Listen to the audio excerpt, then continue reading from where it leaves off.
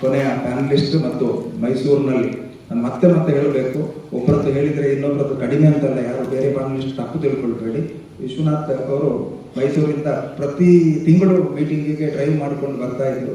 ಆದ್ದರಿಂದ ಅವರಿಗೆ ಈ ಸಮಸ್ಯೆಗಳ ಮೂಲಕ ಸ್ವಲ್ಪ ಜಾಸ್ತಿ ಗೊತ್ತಿರಬಹುದು. ಈ ಮೂರು ಗೌರವಾನ್ವಿತ ಪ್ಯಾನಲಿಸ್ಟ್ಗಳು ಹೇಳಿದಂತಹ ವಿಷಯವನ್ನು ಹೊರತುಪಡಿಸಿ ತಾವು ತಮ್ಮ ವಿಚಾರವನ್ನು ಮಂಡಿಸಬೇಕು 3-4 ನಿಮಿಷದಲ್ಲಿ ಅಂತ ಕೇಳ್ಕೊಳ್ತಾ ಇದ್ದಾರೆ. ಧನ್ಯವಾದಗಳು ಸರ್. ಈ ಒಂದು ಪ್ಯಾನಲಿನ ಡಿಸ್ಕಷನ್ ಟಾಪಿಕ್ ಅನ್ನ ಬಹಳ ಒಂದು ಟ್ರಿಕ್ಕಿ ಟಾಪಿಕ್ ಅನ್ನು ಇಟ್ಟಿರುವಂತದ್ದು ವಿಶೇಷ.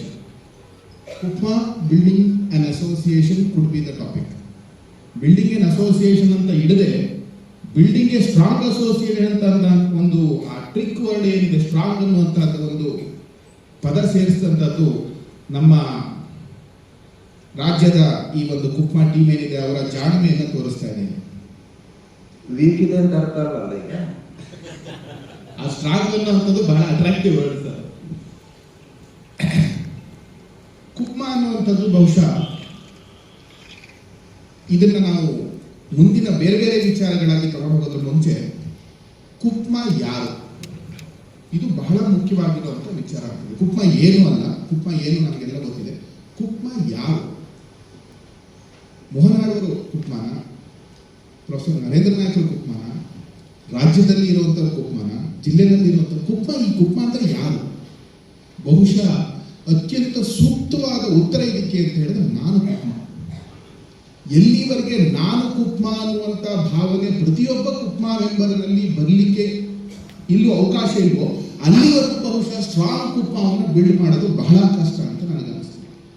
ಯಾಕೆಂದ್ರೆ ಇಲ್ಲಿರೋ ಎಲ್ಲರೂ ಕೂಡ ಅವರು ಯಾವುದೋ ಒಂದು ಕ್ಷೇತ್ರದಲ್ಲಿ ಒಳ್ಳೆ ಸಾಧನೆ ಮಾಡಿ ಎಲ್ಲೋ ಒಂದು 16 ಕಡೆ ಆಫರ್ಗಳನ್ನು ಬಿಟ್ಟು ಬಂದು ಅಥವಾ 16 ಕಡೆ ಆಫರ್ಗಳನ್ನು ತಗೊಳ್ಳುವಂಥ ಕೆಪಾಸಿಟಿ ಇದ್ದು ಒಂದು ಸಂಸ್ಥೆಗಳನ್ನು ಕಟ್ಟಿರುವಂತಹ ಅತ್ಯಂತ ಬಲಿಷ್ಠವಾದಂತಹ ಜನ ಇಲ್ಲಿರುವಂಥದ್ದು.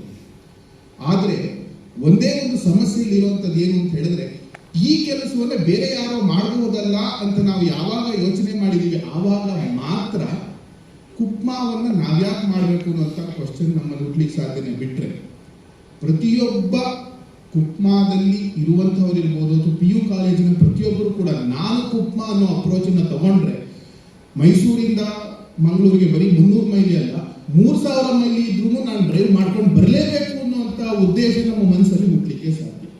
ಸೊ ಆ ನಾನು ಕುಪ್ಮಾ ಅನ್ನೋ ಭಾವವನ್ನು ತಗೊಂಡಾಗ ಮಾತ್ರ ಕುಪ್ಮಾ ಸ್ಟ್ರಾಂಗ್ ಆಗ್ಲಿಕ್ಕೆ ಸಾಧ್ಯ. ಅಂತಹದೇ ಭಾವಕ್ಕೆ ಎಕ್ಸಾಂಪಲ್ ಈ ಒಂದು ಕಾನ್ಫರೆನ್ಸ್ ಅಂತ ಹೇಳಿದ್ರು ತಪ್ಪಾಗೋಕ್ಕಿಲ್ಲ. ಯಾಕೆಂದ್ರೆ ಅತ್ಯಂತ ತಮ್ಮ ಇನ್ವಾಲ್ವ್ಮೆಂಟ್ ಎಷ್ಟು ಮಟ್ಟಕ್ಕೆ ಇಡೀ ಸಂಘಟನೆ, ಇಲ್ಲಿಯ ದಾವಣಗೆರೆ ಸಂಘಟನೆ ಕೊಡ್ತಾ ಇದೆ ಅಂತ ಹೇಳಿದ್ರೆ ಬಹುಶಃ ಇದು ಇಡೀ ರಾಜ್ಯಕ್ಕೆ ಒಂದು ಮಾದರಿಯನ್ನು ಸೃಷ್ಟಿ ಮಾಡ್ತಾ ಇದೆ. ಈ ಕಾನ್ಫರೆನ್ಸ್ ಮುಂದಿನ ಸ್ಟ್ರಾಂಗ್ ಕುಪ್ಮಾಗೆ ಇದೊಂದು ಫೌಂಡೇಶನ್ ಆಗ್ತಾ ಇದೆ ಅಂತ ಹೇಳಿ